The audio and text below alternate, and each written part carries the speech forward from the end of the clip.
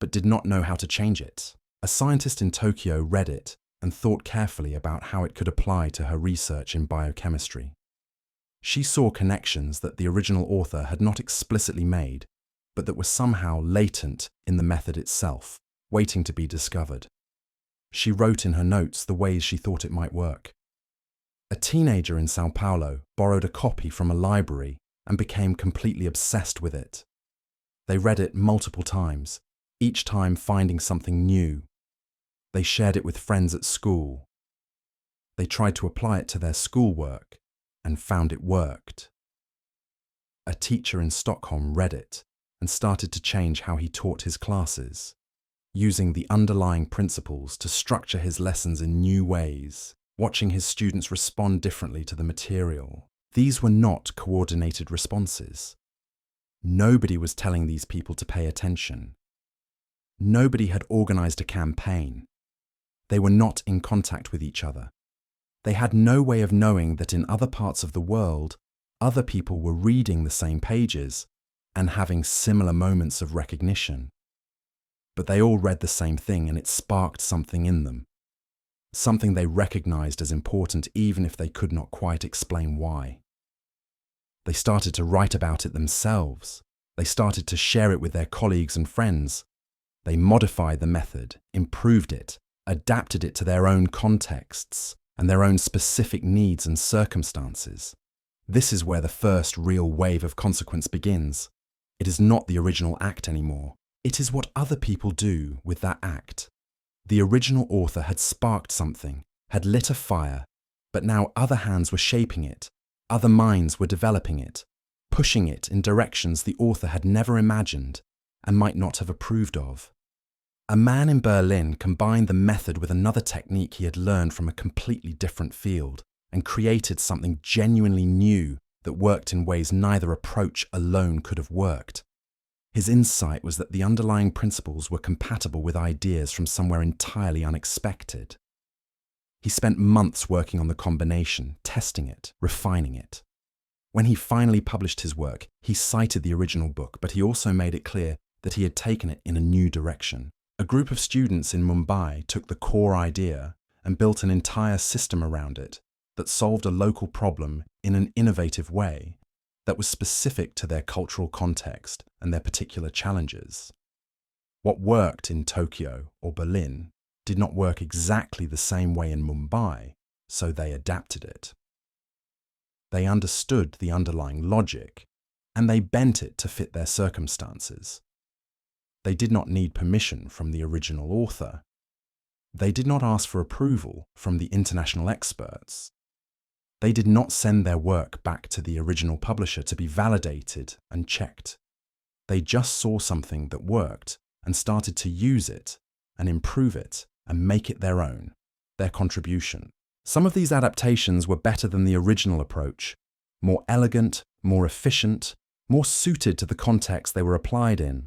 Some were worse, less effective, less applicable to real problems. Some were completely wrong and led people down incorrect paths, wasting time and resources before the mistakes were discovered.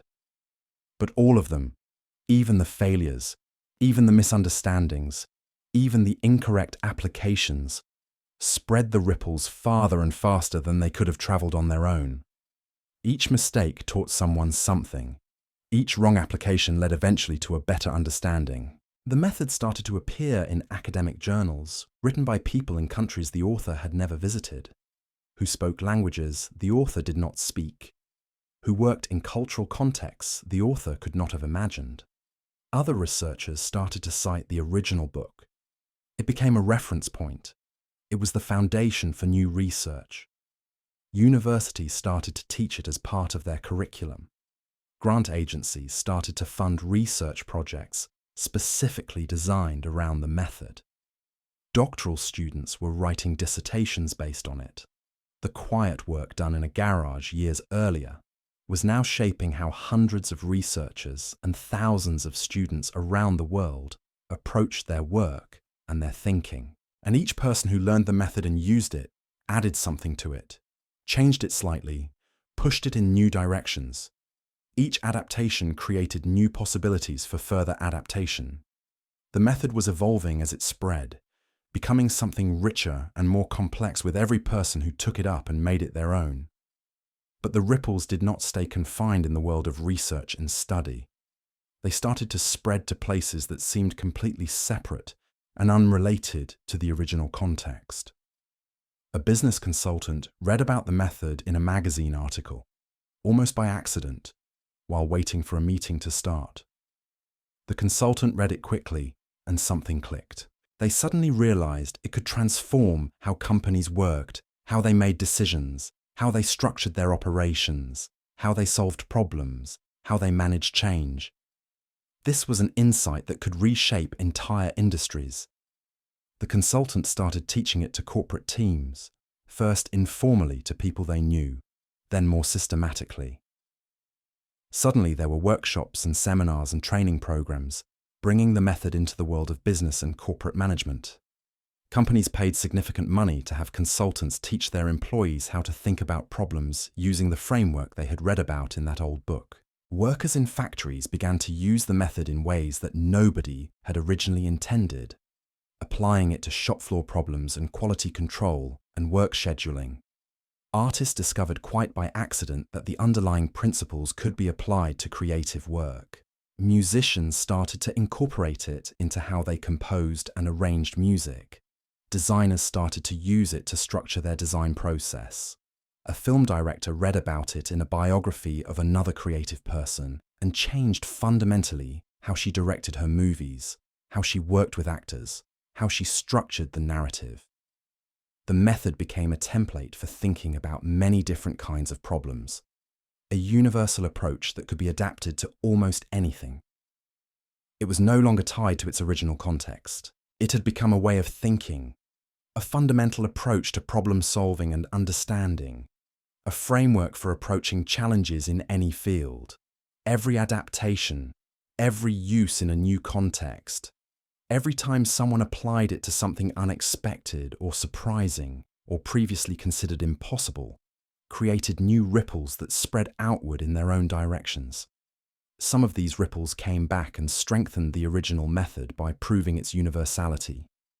Other ripples pulled it in new directions that nobody could have predicted. But they were all connected to that original decision in that garage, that moment when someone decided to write it down and share it. Teachers starting to use it in schools meant that children who had never heard of the original author were learning a way of thinking that traced directly back to that act decades earlier. Therapists started to use the underlying principles to help their patients work through problems. Environmental organizations used it to structure their campaigns and their thinking about ecological issues. Social workers adapted it to help communities understand their own problems and think about solutions. Architects used it to design buildings. City planners used it to think about urban problems. The method was becoming invisible because it was everywhere, embedded in how people worked, how they thought, how they organized themselves and their communities. People would use it without even knowing they were using something that had a name, that had an origin, that had come from one person in one garage many years before. Then something unexpected happened, something that nobody could have foreseen or planned for. The ripples that had spread in all these directions started to converge with other ripples in places where nobody had planned for them to meet. A technologist working on computer systems realized that the core ideas of the method, now 2 decades old and filtered through 100 different adaptations and versions, could solve a persistent problem in computer programming and coding that people had been struggling with for years. They built it into a software tool that became widely used in the industry. Now the method was embedded in the code, woven into the logic of systems that millions of people used every single day without knowing anything about its origins or its history.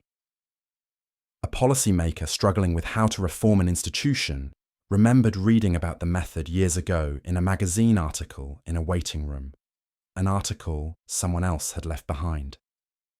It had stayed with them through all the intervening years. When they finally found themselves in a position of real power, when they had the authority to make significant changes, they remembered the framework.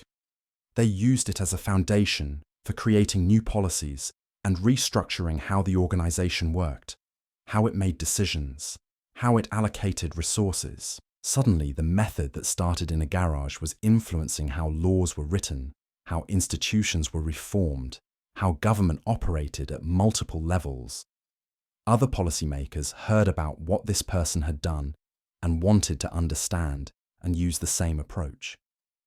A journalist researching a story about organizational failure and corruption came across the method in a research paper and suddenly realized it could help her organize all the confusing information she had gathered. She used it to structure how she told the story, how she organized her investigation, how she presented her findings to the world. Her articles were detailed and clear, and they made the problem understandable in a new way. Her articles were read by politicians and decision-makers, who then used the framework to think about solutions to problems they faced in their own organizations. The journalist never mentioned the original book or the original author in her reporting, but the underlying structure of her thinking came directly from that work. A student learning about the method in a classroom combined it with knowledge from another field entirely, from biology or music or economics, and created something that seemed completely new and original, but was actually a creative recombination of ripples from different sources. Their work inspired someone else who took it further. That person built on it in ways they could not have managed without that student's contribution. Another person saw what they had done and pushed it even further in a new direction. The original act was now so embedded in the work of so many people across so many fields that tracing it back to its source felt almost impossible. It would require deep historical research. Most people using the method would have no idea where it came from. But there were unexpected consequences too, ripples that moved in directions that created harm as well as help. Some adaptations of the method made things worse in certain contexts. A corporation used the principles in ways that harmed its workers, optimizing processes that should have included human considerations. An institution applied it to justify decisions that should never have been made that way, using the framework to create a false appearance of rationality and neutrality. People started to misuse the underlying ideas, to twist them into something that contradicted what the original author intended, bending it to serve narrow interests. The method had become powerful enough that it could be weaponized or misapplied by those who understood how to use it for manipulation. This, too, is an essential part of the ripple effect. The same act that created positive change also created openings for harm and misuse. Someone wrote a critical paper challenging whether the method really worked as well as people claimed, pointing out its limitations and its problems. This criticism rippled outward too, spreading through the academic world. It forced researchers to be more careful about how they applied it. It made people question their assumptions and their faith in the method. It created a counter-ripple that made the positive ripples stronger because they had been tested and challenged and strengthened through opposition. The debate about the method became as important as the method itself. Young scholars built entire careers either defending it or challenging it or trying to improve it. The method that had started as a simple documentation of a process had become something alive, something organic, something that people argued about passionately, something that people disagreed on fundamentally. And all of that disagreement and debate and challenge, all of that contestation and discussion, all of that was also part of the ripples spreading outward from that one quiet act in the garage. By now, the original act had travelled so far from its source that most people did not know where it came from, or even that it had a specific origin, a specific moment of creation. Teachers taught the principles to students without mentioning the book or the author, without knowing themselves where the ideas had come from, having learned them from other teachers who had learned them from others in a chain that stretched back but was no longer visible or traceable. Scientists used the methodology without remembering the original publication that had started it all, seeing it as a standard scientific technique rather than something that had been invented and shared by one person. Parents taught their children ways of thinking that derived from the original method without realizing it, passing down insights and frameworks that had traveled through so many hands and contexts and translations that the origin had become completely invisible, lost in the background. In a strange way, the most successful ripples were the ones that had become completely invisible, the ones that were so embedded in how people worked and thought that they seemed like common sense, like they had always existed rather than something that had been created by one person in one garage at one specific moment in time. These were the ripples that had been so widely adopted and so thoroughly integrated into the fabric of how people thought that nobody remembered them as innovations anymore. Other ripples had hit unexpected obstacles and had bounced back or sideways, or had simply dissipated into nothing, causing no further consequences. Some ripples had been misunderstood and twisted into shapes the original method would not recognize. Some had combined with other ripples to create interference patterns that created new possibilities that nobody had predicted or planned for. A farmer in rural India applied the method to how she organized her agricultural work, solving problems that seemed unique to her context until she realized the underlying framework applied to them. She taught her children a way of thinking about problems that they carried with them when they eventually moved to the city and had to navigate entirely different circumstances, problems that seemed nothing like farming, but that responded to the same fundamental approach. A doctor in Brazil used the principles to organize his clinic, VE, in a way that improved patient outcomes and satisfaction in measurable ways. His staff adopted the method and taught it to new people joining the clinic. A musician in Nigeria recorded a song whose structure was unconsciously based on the ideas that flowed from the original method through music theory, through the work of people who studied it through a friend of the original work, creating beauty without knowing where the underlying logic had come from. The ripples had become so diffuse and widespread that they seemed to be everywhere and nowhere at once. They had become part of the background of how people thought, part of the water they swam in, part of the air they breathed. Invisible and yet fundamental. Some people started to look back and try to trace the ripples, to follow them back to their source like archaeological explorers. Historians of ideas began to notice patterns, began to notice that many modern approaches to problem-solving and thinking could be traced back to this one moment, this one book, this one person's decision to sit down and share their work with the world decades earlier. They started to research it carefully, digging through old citations and references. They found all the connections between different fields and different applications, traced the path from one adaptation to another. They published papers and books about how a single act had influenced so much that came after it, how it had rippled through society in ways the original author could never have anticipated or predicted or imagined. Their scholarship became its own kind of ripple effect, spreading the story of the method and its impact to new audiences who would not have discovered it otherwise. But their research also changed the ripples themselves, created meta-ripples about the original ripples. Now people knew the origin. Now the method came with a story and a history and a context. Now when someone used it, they were not just using a technique or a framework.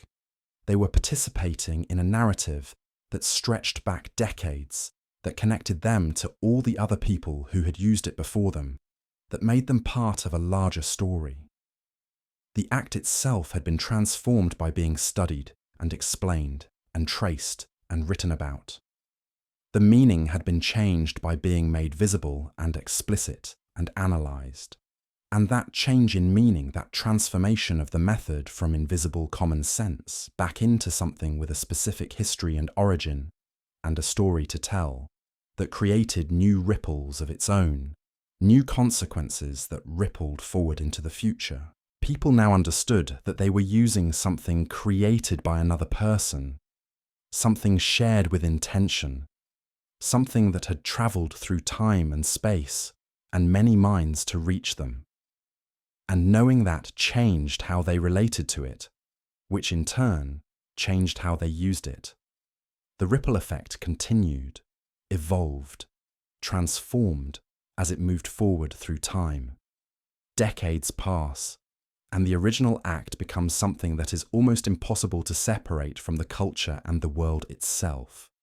The person who started it all, who sat in that garage and decided to share their work, is now often forgotten. Some people know the name, have read biographical sketches, understand something about their life and their motivations. Most people do not, do.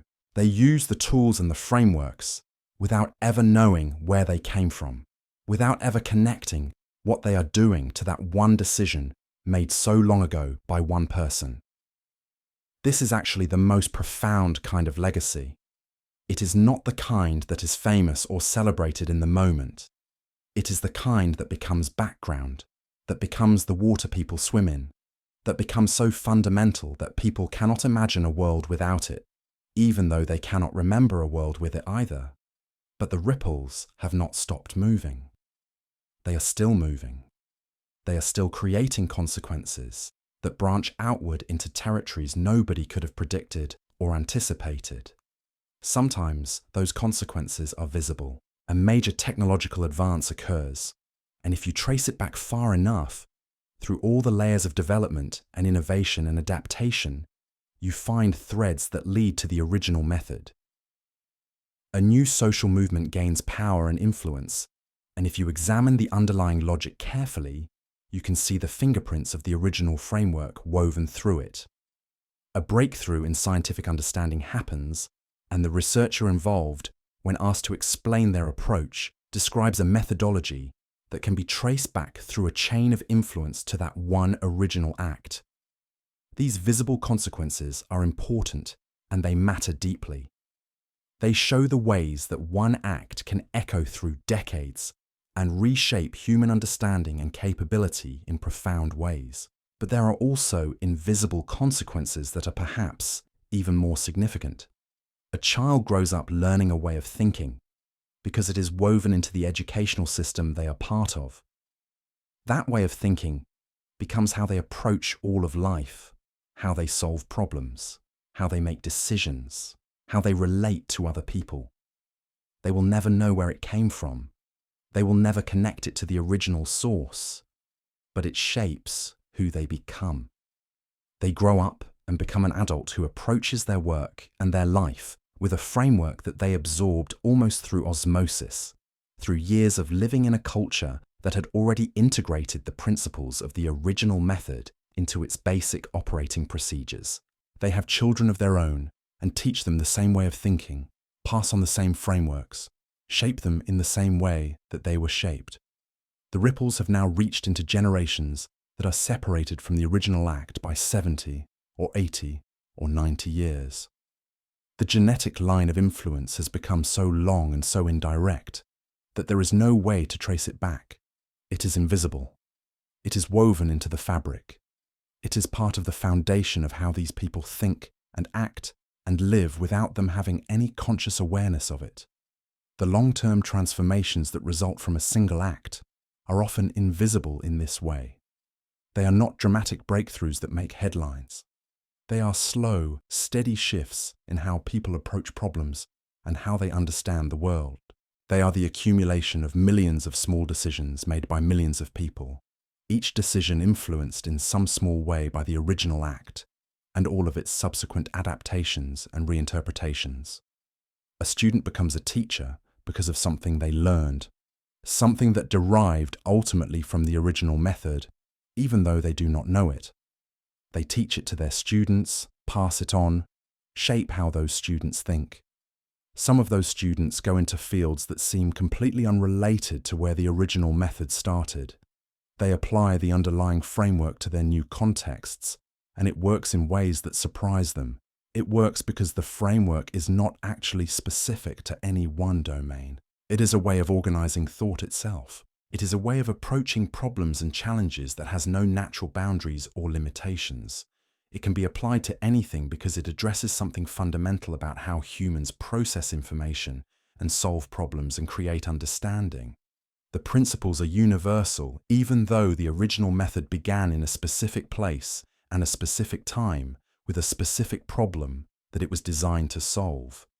Once it is abstracted from that specific context, once people start to understand the logic underneath the method rather than just following the steps, it becomes clear that the underlying framework can be applied almost everywhere. This is why the ripples spread so far and so wide. This is why the consequences branch into territories that seem completely unrelated to the original source. The framework is fundamentally applicable to the human condition itself.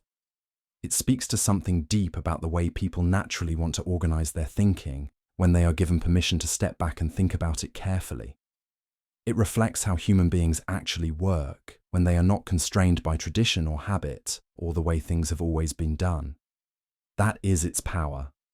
That is why it keeps finding new applications long after the original author has passed away and all direct connection to the source has been severed.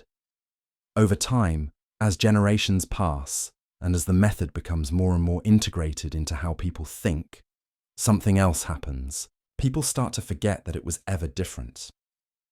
They assume that the way they approach problems is natural, that it is somehow inherent to the domain or the field they work in. They do not realize that this approach would have seemed strange and foreign to people in the generation before the original method was shared. They do not recognize that their students think in ways that would have been unimaginable to people a century ago, precisely because the students have grown up in a world shaped by ripples from that single act. The method has become so successful at being absorbed and integrated that it has become invisible. It is like asking someone to see the air they are breathing. It is like asking someone to point out the force of gravity that is holding them to the earth. It is so fundamental and so universal that it ceases to be something that can be observed or questioned. It just is. And yet the fact that it seems natural and inevitable now does not mean that it always was. It means that the transformation was successful. It means that the ripples did their work. It means that the world was actually changed by that single act. The proof is in the fact that we cannot imagine it being different. And yet, even as the method becomes invisible and integrated and background, new ripples are continuing to emanate from it. New applications are being discovered that nobody had anticipated. Researchers in a completely new field find connections between the original methodology and their own pressing problems. They adapt it and improve it and create something new. Their creation then sends out new ripples of its own. Artists discover that the principles can be applied to creative work in ways that transform how they approach their art. Activists realize that the framework can help them organize their movements and think strategically about social change. Parents figure out that the method applies to how they raise their children and how they help them think through problems and challenges. Each of these new applications, each of these new contexts in which the method is adapted and applied, creates new branching points in the tree of consequences that grows from the original act. Each application influences other applications. Each adaptation makes possible future adaptations that would not have been possible without it. The web of causation becomes so complex and so intricate that it is impossible to map. It would require following thousands of threads, each one branching into thousands more, following chains of influence that crisscross the world and jump between centuries and connect people who never knew each other and never communicated directly, but who were all part of the same vast consequence of that original decision. The historical legacy that emerges from a single act, when you look back at it across the span of decades and centuries, is something quite different from what any one person could have foreseen. The original author did not intend to reshape education or influence technology or transform how social movements organize themselves. They simply wanted to write down and share what they had figured out in a garage. They thought it might help some people who were struggling with the same problem they had struggled with. They hoped that it might save some people time or help them avoid some of the dead ends and wrong paths that the original author had gone down. That was probably the extent of their ambition. But the reality of the legacy that emerges is something far larger and more complex and more sprawling than any individual ambition could have encompassed. History does not work the way we expect it to when we are inside it. We assume that major changes come from major decisions made by important people. We assume that the most significant events have to have been intended and planned and set in motion deliberately. But the truth is that many of the most important transformations in human history grew out of acts that seemed small or even insignificant at the time. They grew out of curiosity. They grew out of someone deciding to write something down or share something with a friend or take time to explain something clearly. They grew out of single acts of communication that seemed modest and unassuming in the moment, but that turned out to have consequences that rippled outward in ways nobody could have predicted. When historians look back and try to understand the major transformations of an age, they often have to do a lot of work to trace it back to the actual origins. They have to dig through layers of development and adaptation and reinterpretation. They have to find the threads that connect what seems on the surface to be completely separate and unrelated domains and movements and fields. And when they do find those threads and they trace them back, they often discover that the origin was something humble. It was someone in a garage or a workshop or a quiet office who decided to think carefully about a problem and then decided to share what they had figured out. The people they shared it with took it and adapted it and passed it on, and other people took it and adapted it further, and eventually it became woven so thoroughly into the fabric of how people think and work that nobody remembered that it had ever been a new idea. It had always been there. It was common sense. Of course, people approach problems this way. Of course, people organize themselves using these principles. Of course, institutions and systems were structured according to these logics. What else would they do? What other way could there possibly be? And that is when you know that a legacy has truly taken root. When the new idea has become so integrated and so complete that it ceases to seem like an idea at all and just becomes how things are. That is the mark of true historical consequence. That is the evidence that a single act has fundamentally changed something. The best proof is not fanfare or recognition. The best proof is invisibility. It is people doing something without any knowledge that they are participating in a tradition that started with one person's choice to share their work with the world. But the historical legacy is not only about the positive transformations and the ways that things improved. It is also about the ways that the original act shaped possibilities and constrained possibilities and created paths that people went down and created paths that people did not go down. Some of the ripples from the original act led to dead ends or to applications that did not work out. Some led people in directions that in retrospect turned out to be wrong or to be based on misunderstandings of what the original method actually entailed.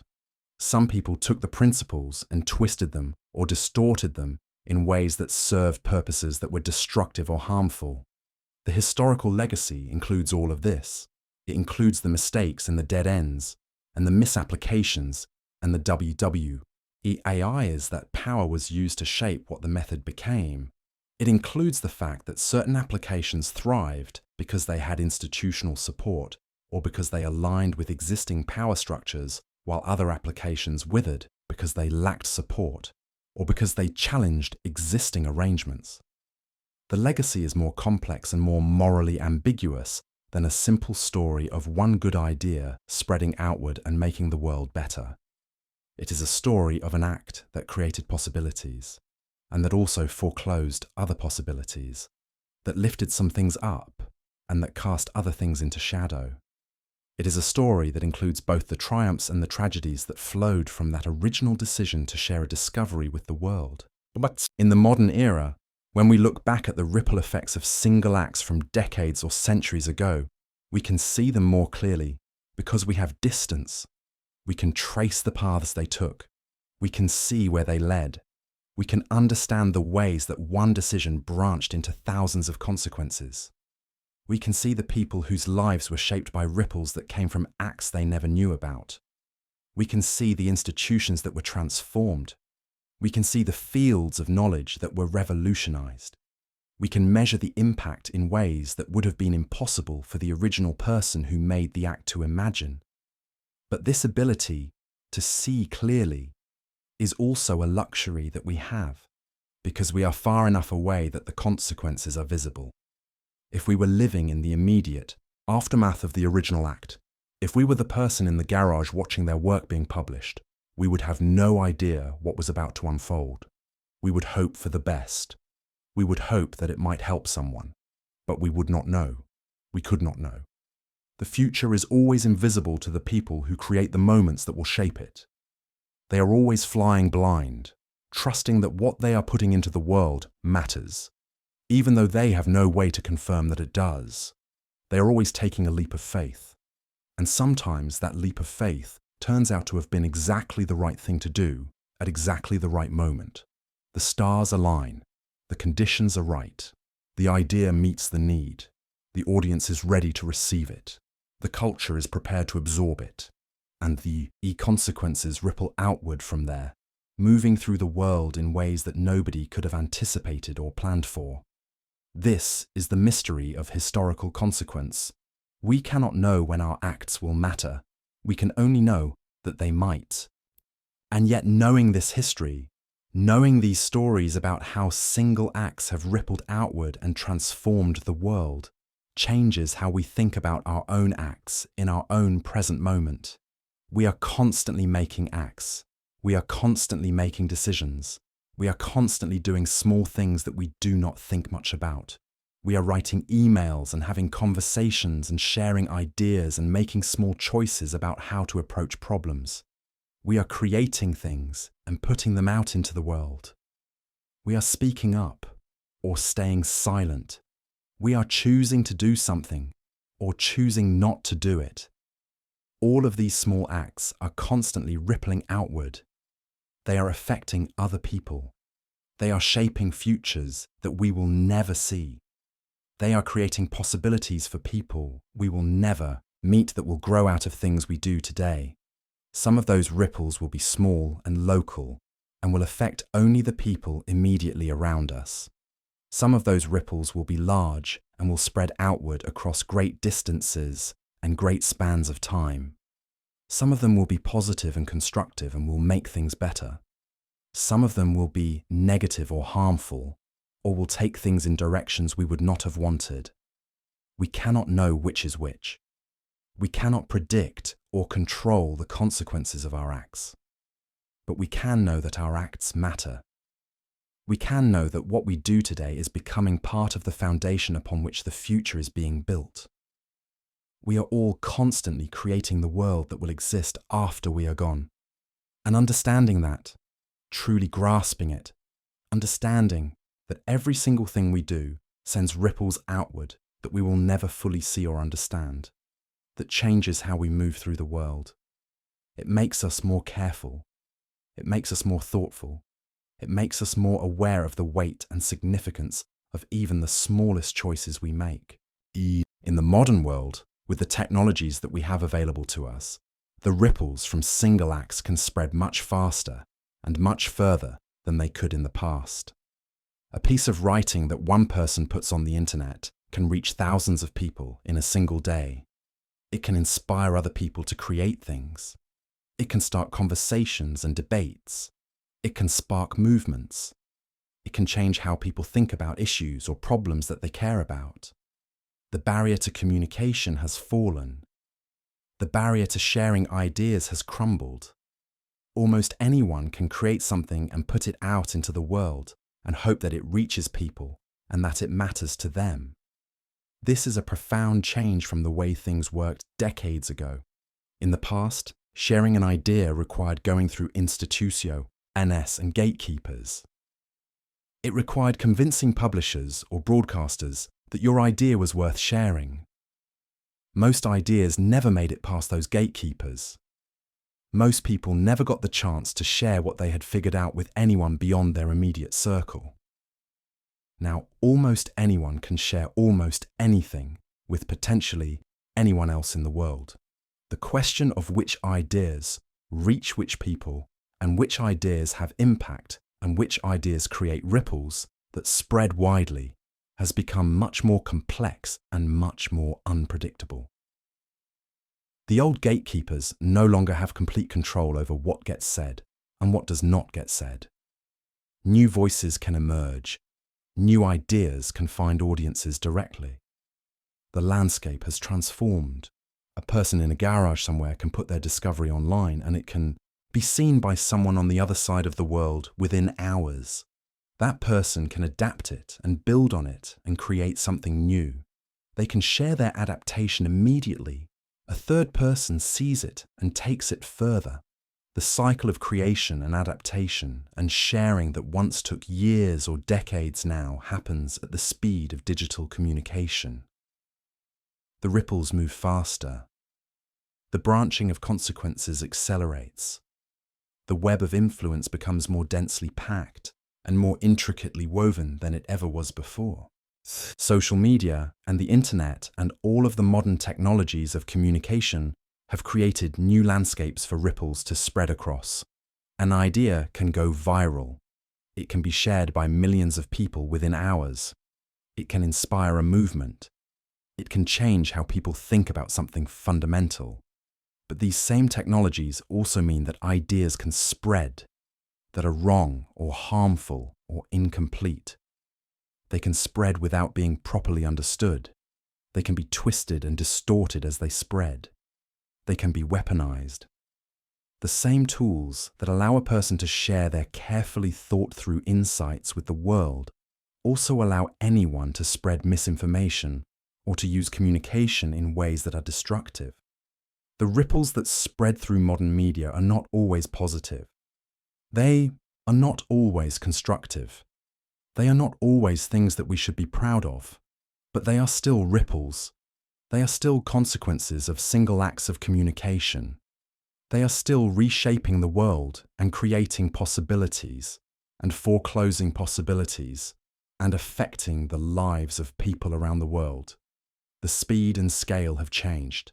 The medium has changed, but the fundamental truth remains the same.